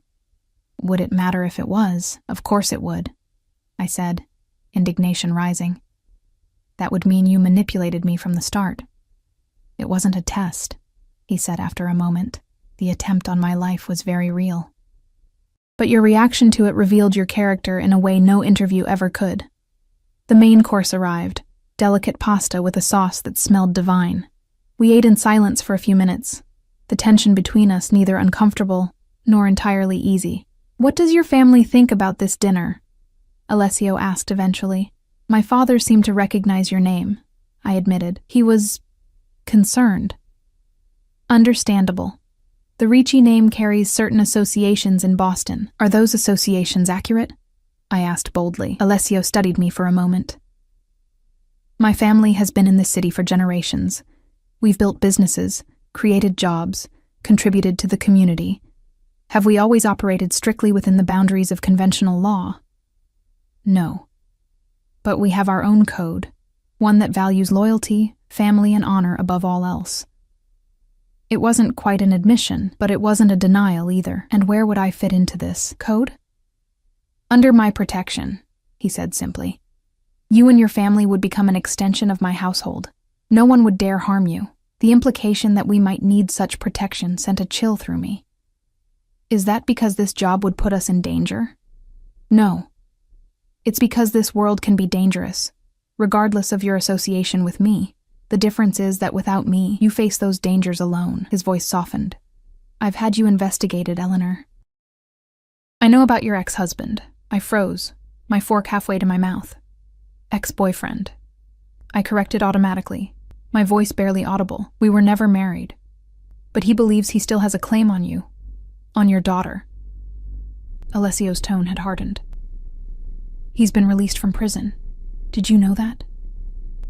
The blood drained from my face. Danny had been sentenced to 3 years for assault and battery after he'd put his previous girlfriend in the hospital. It was why I'd felt safe enough to stay in Boston after leaving him, knowing he was locked away. When? I whispered. 2 weeks ago. Good behavior. The contempt in Alessio's voice was palpable. He's been asking questions about you in your old neighborhood. My hands began to tremble. I set down my fork before I dropped it. How do you know this? As I said, I had you investigated. Thoroughly. At least he had the grace not to apologize for the invasion of privacy. Working for me would mean a new apartment in a secure building, with proper security, a better school for Lily, medical care for your father. And all I have to do is answer your phones and manage your calendar? I couldn't keep the disbelief from my voice. And maintain absolute discretion about what you see and hear, he added. Your loyalty would be to me and me alone. The implications hung in the air between us. This wasn't just a job offer, it was an invitation into his world, with all its complexity and danger. Yet the alternative, Danny finding us, the constant struggle to make ends meet, Dad's deteriorating health, seemed suddenly more frightening. I need time to think about this, I said finally. Of course. Alessio reached across the table, his fingers brushing mine briefly. Take all the time you need, but Eleanor... His gaze held mine. I protect what's mine. If you accept this position, you and your family will never have to fear anyone again. I give you my word. The possessiveness in his voice should have alarmed me. Instead, it sent a different kind of shiver through me, not fear, but something far more complicated. As dessert arrived, a delicate tiramisu that melted on my tongue, I found myself imagining a life where Lily could have her own room, where Dad could receive the treatment he needed, where I might finally finish my degree. A life under Alessio Ricci's protection. Under his watchful golden eyes. Would I still be able to see my friends? I asked, thinking of Sophia and her warnings. Your life would remain your own, he assured me, with certain necessary precautions. And if I decide this isn't for me after trying it? Something hardened in his expression. I won't hold you against your will, Eleanor. But once you enter my circle of trust, leaving it becomes complicated, for both our sakes. The warning was clear, and I appreciated his honesty even as it gave me pause. As we finished our meal and Alessio signaled for the check, which never actually appeared, I noticed. I made a decision. 1 month, I said. I'll give it a trial period of 1 month. If it doesn't work out for either of us, we part ways. No complications. Alessio studied me for a long moment, then nodded. 1 month. Starting tomorrow. He extended his hand across the table, and I took it, feeling the warmth and strength of his grip. Welcome to the family, Eleanor Connor. As Franco drove me home that night, the city lights blurring past the window, I wondered what I had just committed to, and why, despite all rational caution, I felt more hopeful than I had in years. 3 weeks into my employment with Alessio Ricci, and my life had transformed beyond recognition. We'd moved into a spacious 3-bedroom apartment in a secure building owned by the Ricci family, one where men in suits discreetly monitored the entrances and cameras watched the hallways. Lily had her own room for the first time, painted lavender at her request, with a window seat overlooking a small park. Dad occupied the 3rd bedroom, his medical care now handled by a private physician who made house calls twice a week. And I had become Alessio's shadow, learning the intricacies of his legitimate business empire. Real estate holdings, shipping companies, restaurants, and more. My days were spent in his office in a renovated warehouse by the harbor, managing his schedule, screening his calls, and gradually understanding the complex web of relationships that constituted his world. He was, I discovered, a man of contradictions, ruthless in business negotiations, yet generous with his employees, intimidating to those who crossed him, yet surprisingly gentle with me. He never raised his voice, never made a crude remark, never treated me as anything less than a respected colleague. Yet beneath his professional demeanor, I felt his attention like a physical touch whenever we were in the same room, his golden eyes following my movements, his hand occasionally brushing mine when I handed him documents. I knew he wanted more than my administrative skills, but he never pressed, never made me uncomfortable. It was as if he was waiting, patient as a predator who knows his prey has nowhere to run. The strangest part was that I didn't want to run. Despite Sophia's warnings and my own initial fears, I found myself drawn to him, fascinated by the power he wielded so effortlessly and the loyalty he commanded from those around him. It was an attraction I fought daily, reminding myself of the risks, of the fact that I still didn't fully understand the darker aspects of his business. Today had been particularly intense. A meeting with representatives from a rival family had run long, the tension in the room thick enough to cut. I'd served coffee and taken notes, feeling the assessing gazes of the other men, knowing they were trying to determine my importance to Alessio based on how he treated me. After they'd left, Alessio had loosened his tie with a sigh, the only visible sign of the strain he'd been under. "You did well," he'd told me, that simple praise warming me more than it should have. Not many could remain so composed in that situation. Now, as I stood in my new kitchen preparing dinner, I replayed the moment in my mind.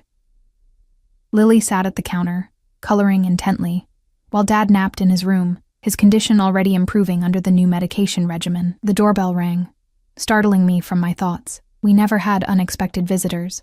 The building's security saw to that. I wiped my hands on a dish towel and moved to the intercom.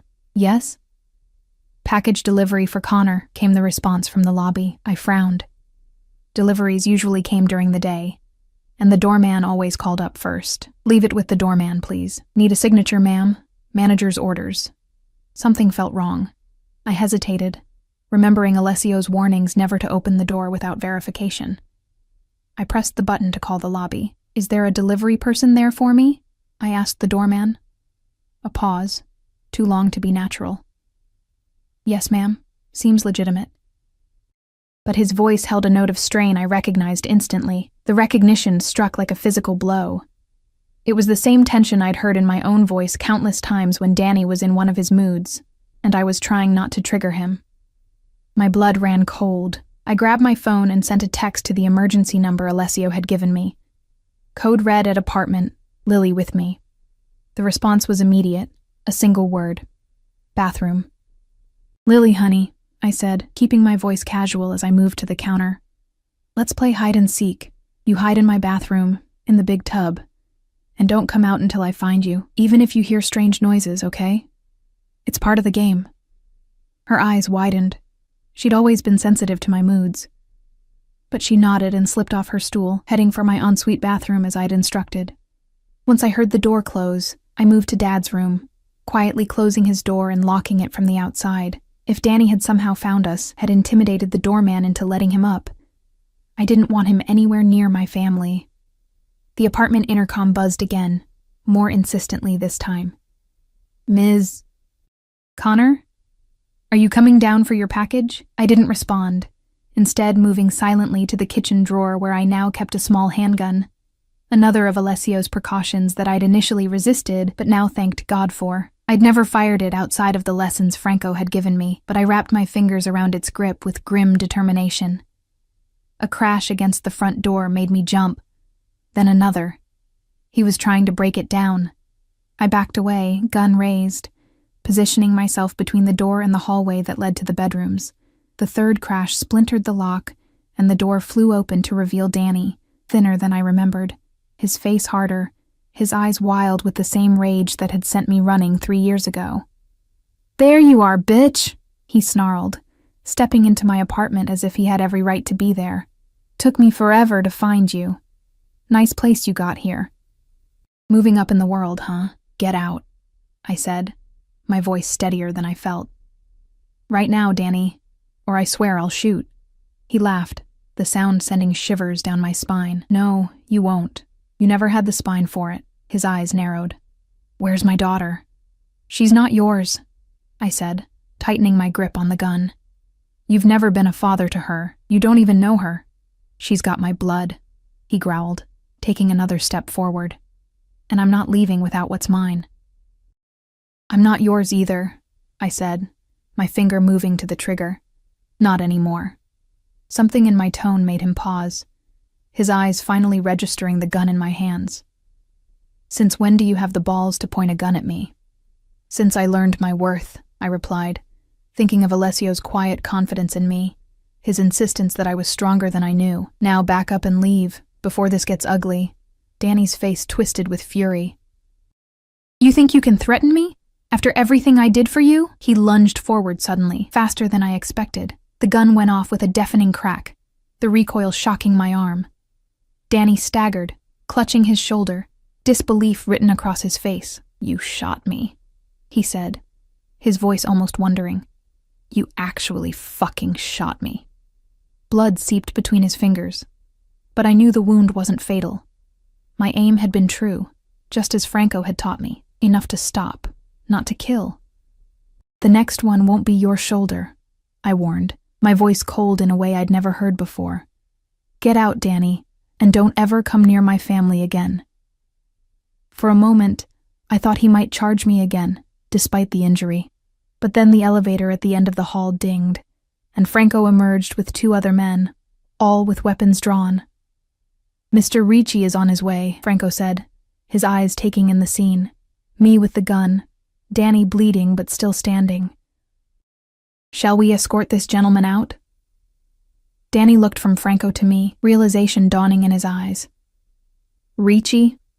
You're with Alessio Ricci now?" He laughed, a bitter broken sound. "Jesus, Ellie, you went from a street thug to the fucking mob? Talk about an upgrade." "Take him out the back," I told Franco, lowering my gun slowly. "Make sure he understands what happens if he ever comes near me or my family again." Franco nodded, his expression revealing a new respect as he and his men moved to grab Danny, who didn't resist. As they dragged him away, he called over his shoulder, "This isn't over, Ellie," but it was. I knew it deep in my bones. Whatever power Danny had once held over me was gone, shattered like the lock on my door. I set the gun down carefully and went to check on Lily, finding her curled in the bathtub as instructed, her eyes wide with fear but dry. My brave girl. I gathered her into my arms, breathing in the sweet scent of her hair, murmuring reassurances that everything was okay now, that the bad man was gone. By the time I'd settled her back with her coloring books, promising that a friend was coming to fix the broken door, Alessio had arrived. He stood in my living room, his presence filling the space in a way that should have been intimidating, but instead felt like safety. His golden eyes took in the splintered doorframe, the small blood stain on the carpet, and finally me, disheveled but unharmed. "You're okay?" he asked, his voice tight with controlled emotion. I nodded. "We all are. I shot him. In the shoulder." "Good," Alessio said simply, moving toward me with that fluid grace I'd come to associate with him alone. "Franco told me. I'm proud of you, Eleanor." He reached for me then, his hands gentle as they framed my face. "When I got your message," something raw flashed in his eyes. "I've never been so afraid." The admission, from a man who seemed to fear nothing, broke something open inside me. 3 weeks of professional distance, of pretending I didn't feel the pull between us, collapsed like a dam giving way. "I wasn't afraid," I told him, my voice barely above a whisper. "Not after I texted you. I knew you'd come." His thumbs brushed my cheekbones, feather light. "I will always come for you, Eleanor. Always." And then he kissed me, his lips claiming mine with a possessiveness that should have frightened me, but instead felt like coming home. I melted into him, my hands clutching his shirt, drawing him closer as years of loneliness and struggle dissolved in the heat of his touch. When we finally broke apart, both breathing hard, his forehead rested against mine. "I've wanted to do that since the night you dragged me off that sidewalk," he confessed. "Why did you wait?" I asked. "I needed you to choose me," he said simply. "Not the security I could provide, not the financial stability, but me, with all my complications and darkness." I looked up into those golden eyes and saw the truth there. The possessiveness, yes, but also a depth of feeling that matched my own. "I choose you," I whispered. Complications and all. His smile transformed his face, making him look younger, almost boyish. "Then you're mine now, Eleanor Connor, and I protect what's mine." As his lips found mine again, more demanding this time, I realized I'd crossed that invisible line completely now, stepping fully into Alessio Ricci's world with my eyes wide open. There would be challenges ahead, lines to negotiate, boundaries to establish, but for the first time in years, I wasn't facing life's battles alone. I had found my protector, my equal, my match. And in his arms,